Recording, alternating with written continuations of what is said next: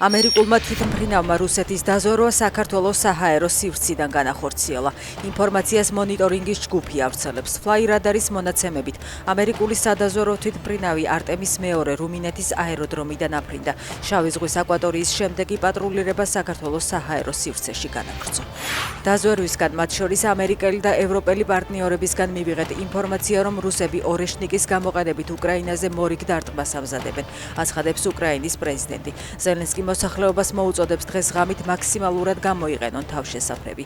ვხედავთ უკრაინის ტერიტორიაზე, კერძოდ კიევზე კომბინირებული დარტყმის მომზადების ნიშნებს, აცხადებს ზელენსკი. თუ ტრამპი სულელურად მოიქცევა და ომს განაახლებს, ეს ამერიკისთვის ბევრად უფრო გამანადგურებელი იქნება. იმუქრება ირანის პარლამენტის თავმჯდომარე. მოჰამედ ბაგერ ღალიბაფის განცხადებით, ირანის შეიარაღებულმა ძალებმა ზავის პერიოდი ძალების აღსადგენად გამოიყენა. საქართველოს დამოუკიდებლობა გადასწყდა. ასეთია შაბათის მარშის დღევანდელი თემატიკა. მსვლელობა ფილარმონიიდან პარლამენტამდე დღეს ქვეყნის ეროვნული დღესასწაულის მოახლოებას ეძღვნება. ეს მარშის შეხსენებაა, რომ დამოუკიდებლობას ყოველ დღეს სჭირდება დაცვა, ამბობენ უწყვეტი პროტესტის მონაწილეები.